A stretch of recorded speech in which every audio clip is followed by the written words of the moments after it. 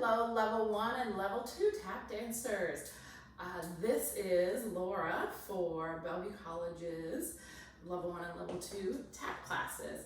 So this first video that I'm making for you guys is going to be your visual terminology list for basic steps in tap.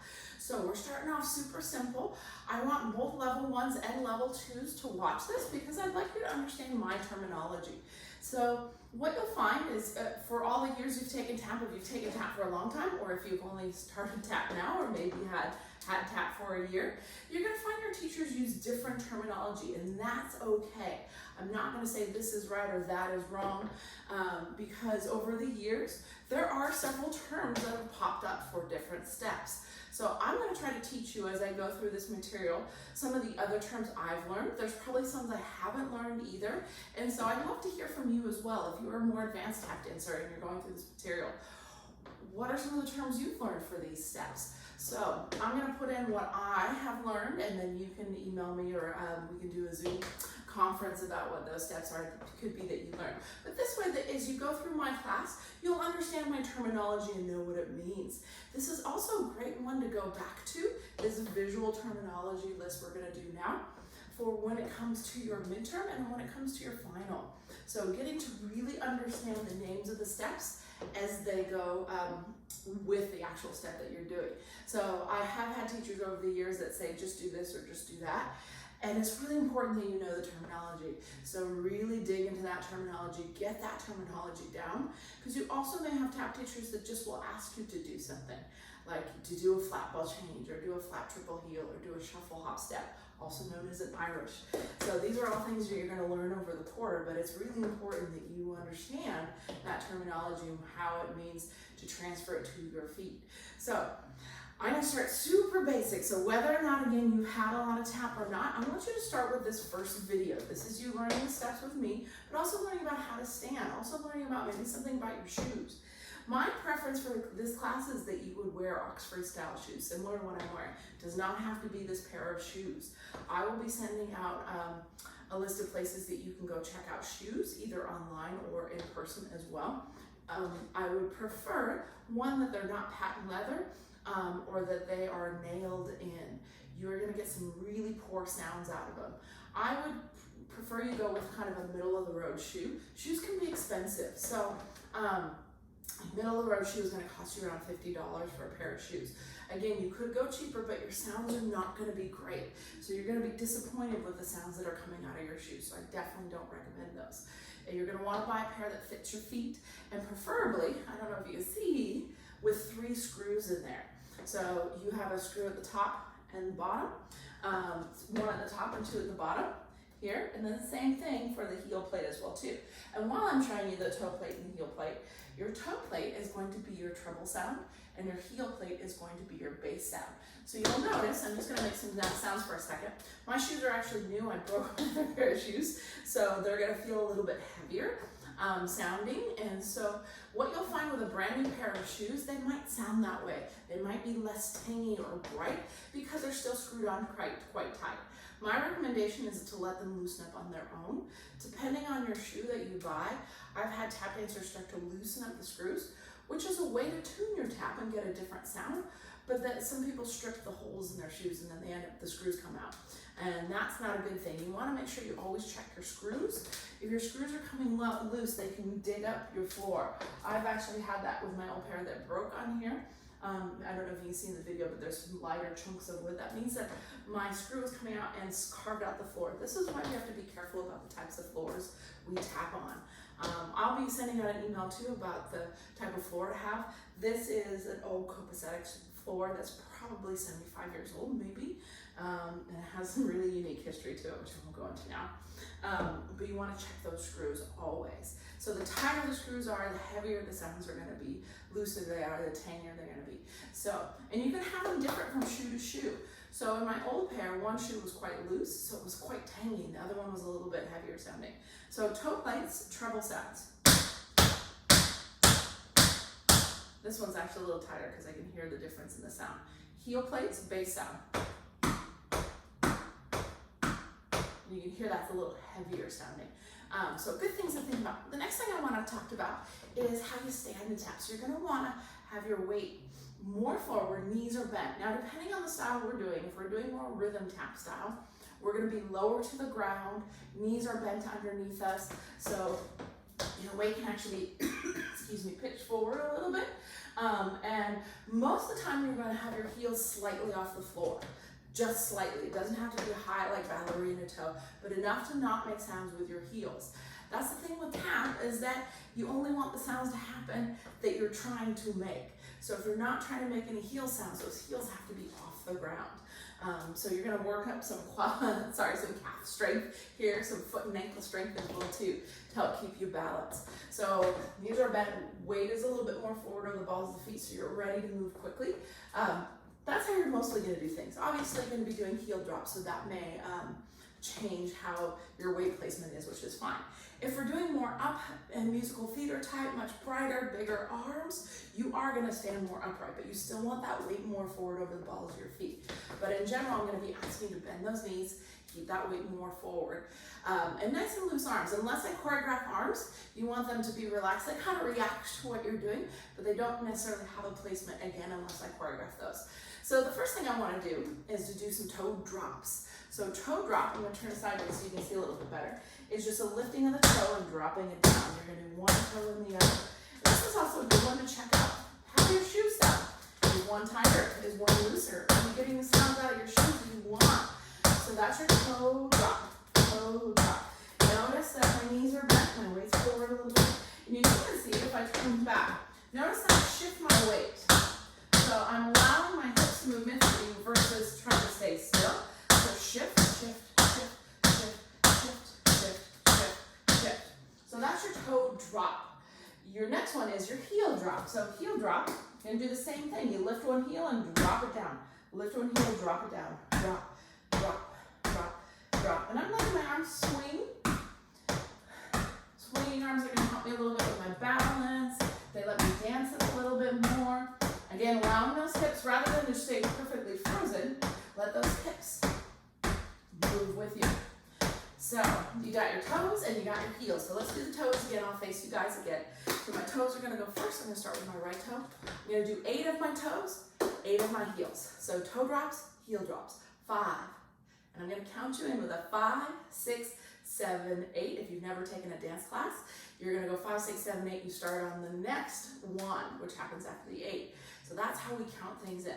For traditional tap dancers that only tap dance, they actually count like musicians, which would count in by 4s. But I'm a dancer, I do jazz, I do ballet, I do modern, so I always count in with a 5. Here we go, 6, 7, 8. We go 1, 2, 3, 4, 5, 6, 7, heel, 1, 2, 3. These are heels and toe drops. 6, 7, 8. Yeah, good, you guys. Let's try that a little bit faster. 5, 6, 7, 8. 1, 2, 3, 4, 5, 6, 7, 8. And heels. 2, 3, 4, 5, 6, 7, 8. Good. So those are 2 single sound skills. We're going to cover a wide array of single sound skills. Then we'll learn a couple of 2 sound skills as well too. 2 sounds just means you're adding, obviously, 2 single sound skills together. So I'm going to move on to some different ways to step in tap. So I'm going to turn sideways again so you can kind of see me a little bit better here. So first way to step in tap is a ball step. So anytime you're referring to the ball of something, it's the ball of your foot. So I'm only making those toe sounds. Only. And I'm going to bend my knees. And I want to make sure that I shift my weight. You're going to find it throughout this class, I'm going to ask you to shift your weight a lot. So, which means once that one foot goes down, release the other foot right away. There's some rare cases that you won't do that, but this is going to help you to get moving quickly. Tap dance is great slow, but it's even more fun if you can move quickly. So I'm actually going to do a little leap onto my right foot. 1, 2, 3. I'm going to turn around. 5, 6, 7, 8. 1, 2, 3, 4, 5, 6. Turn sideways again. Notice where my legs are going. I'm kind of doing this little hip flexion and a knee flexion as well too. So I'm lifting here rather than the legs behind me. This is going to set me up for other things that we want to do in this class, using our hip flexors to do a lot of the work with loose below the knee and ankle here. So rather than taking steps like this, which is not shifting your weight very well, you're going to shift, shift, shift, shift, shift, shift, shift, shift, shift, shift, shift. And again, staying on the balls of my feet, so I'm not making any heel stops. You can also do a full-footed step. Full-footed means I'm going to hit my toe plate and my heel plate at the exact same time. I want to make one sound, which is a combination of that treble and that bass. So I would do, rather than, again, just kind of stepping it along, which you can do if you want to have that style in your dance, but in general, you're going to more feel that shift of weight. So that sounds different than that. So again, full foot and ball of the foot. So you can hear the difference. So how would you would use those is based on what you want to hear out of them and what effect you want to have. So you can take now those full-footed steps, make them heavier. If you make them heavier, you're going to do what's called a stamp, S-T-A-M-P. So actually I'll put little words on here so you can see what everything is. You'll see that from the beginning. So stamp, now this one I might take it more like a march, but I still want to lift that opposite foot, march, march, march, march, march, march. I'll turn around and face you. So I'm making that heavier so it's more effective. Now, some styles of tap dancers really love to be heavy and down into the ground. Some like to be light. So over the course of the quarter, I'm going to be talking about different tap dancers. And so kind of the lighter version you might look at is somebody like Fred Astaire or Gene Kelly, if you like to watch old Hollywood musicals. For the stampier versions, you may watch, especially the more newer style tap dancers. Savion Glover is one. He actually does a mix of heavy and light. But sometimes when they want to get more effective, they're going to really add those stamps in there, really get that weight down into the ground. And some people might want to be light and up higher. So that's your stamp. If you take your stamp and don't transfer weight and still put that full foot down, you have a stomp, S-T-O-M-P, stomp, stomp. Now in this one, I'm not transferring weight, so I'm not making that big shift to change. I can do this one of two ways. I can leave the foot down, but know that I'm going to use it again, which means I haven't transferred my weight. Or I can lift it up right away, depending on what I want it to look like. So I'm going to practice both sides. So stamp, where I leave it in the ground, but I haven't transferred my weight. Sorry, I said stamp. Stomp. I'm going to do that a lot. I do that all the time with these. So stamp is a transfer weight. Stomp is a non-transfer weight. Or you can pick that foot up. Those are still all stomps compared to. So if I'm going to do 4 stomps, 3 stamps. So it's going to look like this. 1, 2, 3, 4, 5, 6, 7, hold 8. Try the other leg. 1, 2, 3, 4, 5, 6, 7, hold 8. And then you can transfer again. So you can feel the difference between those. One's transferring weight and one's not transferring weight. Now, I'm not always going to look that way with those legs lifting because usually I'm going to add other things in there. So right now it might feel silly that you're lifting these legs up and making such big exaggerations, but this is the way to get your muscle memory. So those muscles to remember to take those steps without you having to tell them to go shift your weight, shift your weight. They'll start to do that automatically if you really especially exaggerate what you're doing. So that's your stomp and stamp. One thing I forgot to show is the same thing you can do with steps. The ball of the foot, steps, or the full-footed. You can have a transfer of weight. And you can also just touch your toes. Some people call that a ball tap. I will say a ball touch. Because in like a jazz dance class, we might do a step and a touch and a step and a touch. So that's the term I use, is a touch. And again, it could be a ball tap. I'm mostly using my hip flexor to do the work versus my ankle, but there may be times that you want your ankle to do it. But it's the same thing, a ball touch a ball tap or a touch. So just touching that foot to the ground. And you want to think of that foot kind of splatting on the ground, splat the ground, splat. So that's your touch, yeah? So, good, so far we've got some toe drops. We've got some heel drops. You hear all those sounds in there. We've got our ball steps. We've got our ball touches, or just touch, or ball tap. We've got our full-footed steps, which are a little lighter. And then if you make it heavier, it's your stamp. If you do that full foot, make it heavier, it's your stomp. So that's where we are so far. We're gonna move on to some other few sounds now. We're gonna move back to our heels again. So the only heels we've done so far are our heel drops. So I'm gonna turn around so you can visualize this a little bit better. Still weighted over the balls of the feet, knees are bent. I'm gonna take my right heel, I'm gonna send it down to the floor. We call that a heel dig, yeah, dig. So notice, again, here's that hip flexor action versus a straight leg out there. This is not good for those knees, especially if you're hyperextended. So you want it to come from hip flexion. My knee never fully extends or straightens out there. Dig, dig, dig, dig. This one's easy to remember because if you've ever shoveled, put a shovel into the ground, you can push that foot into the top of the shovel, push it down into the ground, and that's what makes that dig. So we're gonna go dig, 2, 3, 4, 5, 6, 7, stamp, 8. Changing sides. So let's try the left leg. Dig. Now I'm digging out to the side so you can see me a little bit better. You can dig to the front, you can dig to the back, you can dig on the diagonal. They can dig all these different places, but I'm just going slightly side. 2, 3, 4, 5, 6, 7, stamp, 8. We do it again. Dig, dig, dig, dig. 5, 6, 7, stand, 8. One more time. 2, 3, 4, 5, 6, 7, stand, 8. Good. Next one we're gonna do with that heel is called a scuff, a heel scuff. I usually shorten it just to scuff. So same idea, I'm gonna lift through my hip flexor. I'm gonna strike the floor as if I'm gonna dig the floor, but then I'm gonna let my heel come off.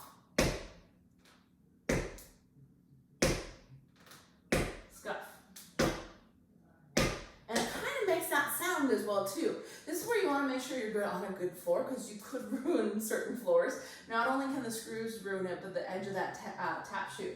So you scuff that heel, scuff, scuff.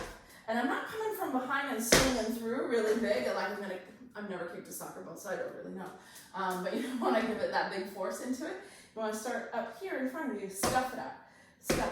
And again, I still don't extend my leg fully. At some point, you're going to move fast with these. You're not going to be able to make it big. You're going to want to keep it small. So let's try the other side. Let's scuff that heel. Scuff, scuff, scuff, scuff, scuff.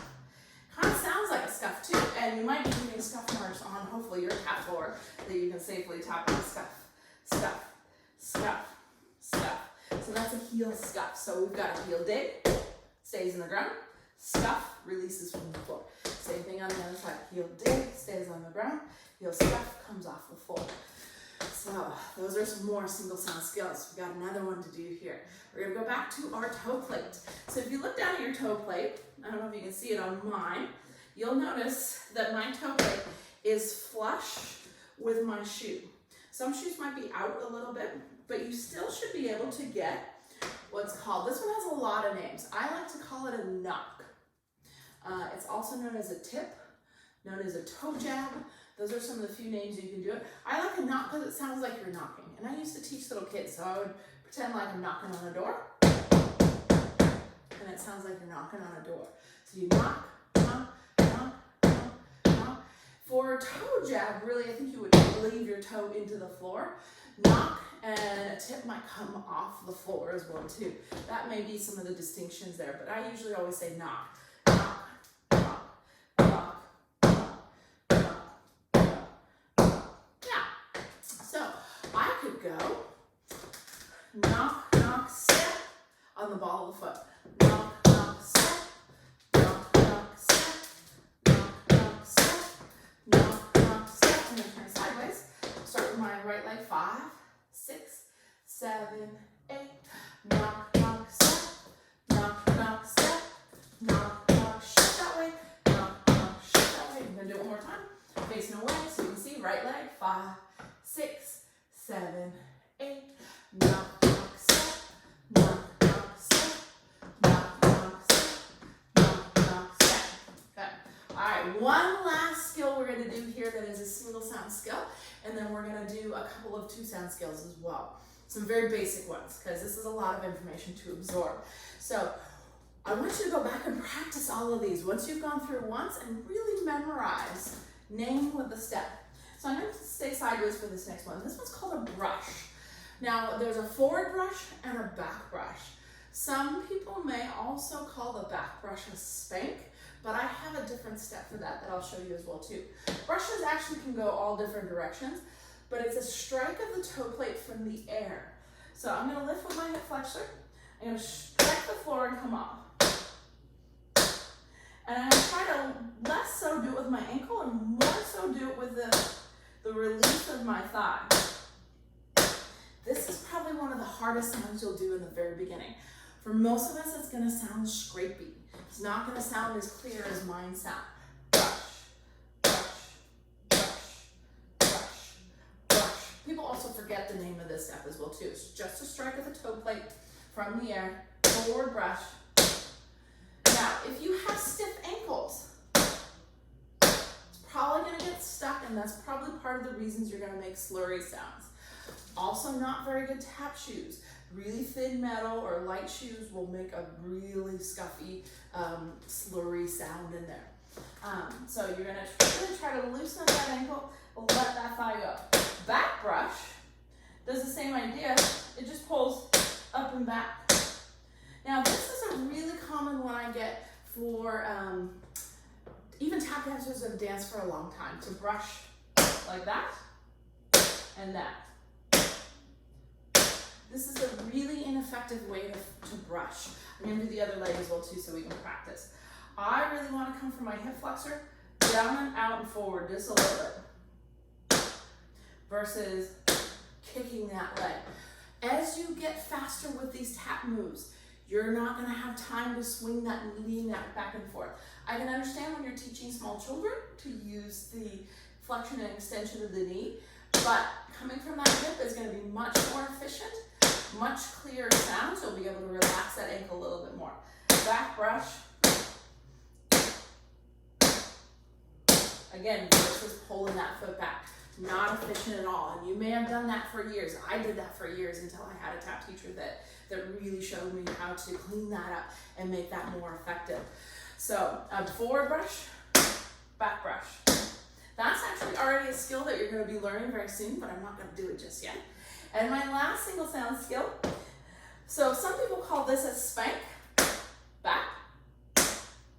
I do not call the back brush a spank because I want to differentiate it between coming from your heel being on the floor. Now I may or may not have made that big sound before, but I'm going to pull my toe up. And that gives me a nice sway. That one I am using the flexion of my ankle a little bit more, which you'll notice gives you more of that spank of the foot.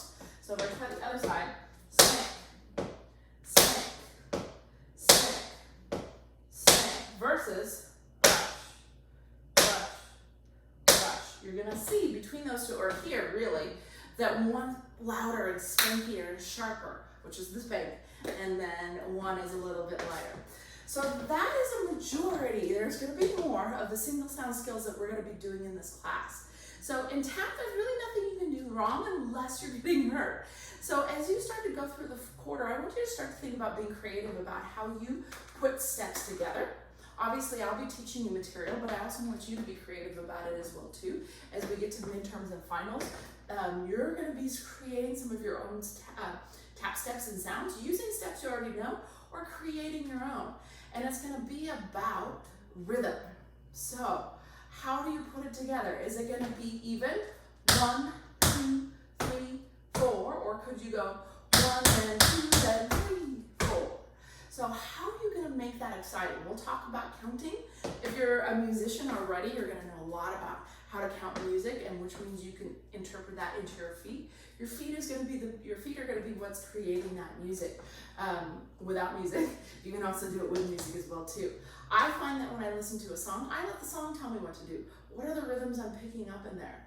How am I counting that? How can I translate that to my feet? Can I use steps I already know, or can I make up some steps? Or can I make up steps? That I just put a bunch of steps together.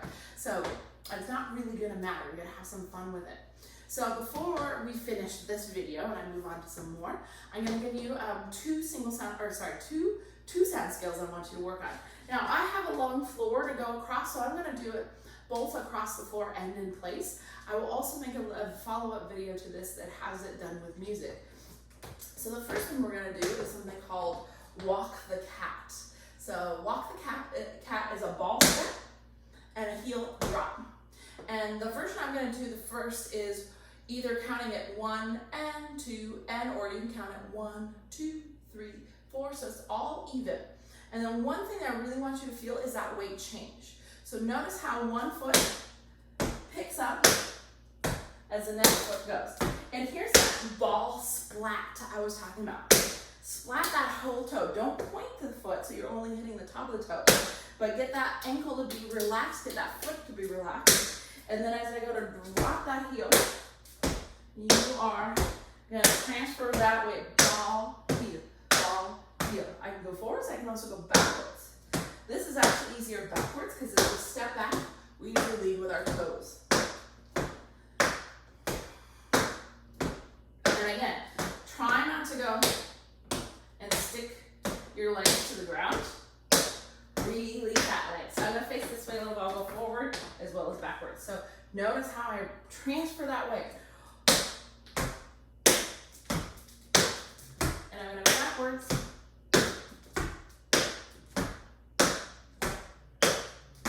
Okay, and then the last two sound scale. This one's best done forward. Unlike the Walk the Cat that goes forward and back, Walk the Dog really only goes forward. You could go backwards, but it's very awkward. I'm going to do a heel dig, and I'm going to toe snap. Heel dig, toe snap. Heel dig, toe snap. Heel dig, toe snap. Heel, heel.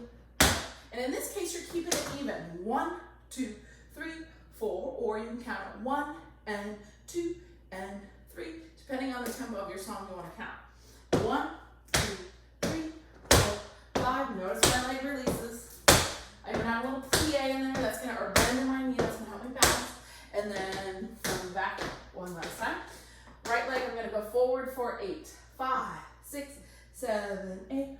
1, 2, 3, 4, 5, 6, 7, 8. I'm gonna turn around last time. I'm gonna start with my right leg. 5, 6, 7, 8. 1, 2, 3, 4, 5, 6, 7, 8. All right, those are some two sound scales. So very quick recap. We're gonna do this super fast. Toe drops. Toe plate is your treble sound. Heel drops. Bass sound with those heels. Good. Ball step or just step. Balls over the feet. Transferring that way. Full footed step. Light, but hits both at the same time. Make it heavier. Stamp. One foot. Stomp. You touch with just the ball of the foot. Ball touch. Ball tap. I'm going to probably say touch in my classes. Touch the foot. Ooh, what's next? Let's see. Oh, heel dig. Heel scuff. Or heel dig. I'll do it a few times. Dig, dig. Goes in the front, ground stuff, comes off the ground. We also had knock, or toe jab, or tip. Do a couple times on the other leg as well too. Knock. Let's see, we also have brush. Brush forward brush, back brush. Just that toe plate strikes the floor coming from your hip flexor. Again, some people might call that back brush a spank, but for me, spank comes from if your toe is already lifted and your heel's on the ground versus from the air. Spank. Let's let's see, hopefully I'm not missing anything there. I could be. We also had walk the cat or ball heel. And we had walk the dog, heel dig toe snap. Let's see, I think I covered them all. So that's the very, very basic. And again, just a reminder, level 2s, this is for you as well too. I want you to get to know my terminology, or if you've never learned terminology, this is a great way to learn it. So we'll be moving on. It will get more advanced. I promise you, you will move much more quickly. But really get those basic skills memorized. Get the weight transfers down, very important. Also get not only the weight transfers down, but what part of your foot is touching the floor? Is it the ball of the foot? Is it the full foot? So really make sure that happens as well too. Watch your timing. We haven't danced with music yet, but you're going to want to start to really listen to the rhythm of what you are dancing as well. So lots of things to think about in this class. It's super fun. Oh, last note, watch where your weight placement is. So in terms of, are you more upright? Are you forward over the balls of the feet? How are those sounds reacting? Can you make a better sound straight up, or can you make them one better when you're a little bit over that ball of the foot? So on your standing leg. So all those things are going to play a part into what kind of sounds you make out of your feet, as well as those shoes as well too. So I'll make sure that I have some information about shoes and tap floors, but we will be ready to go. All right, enjoy and really memorize this material. Thank you.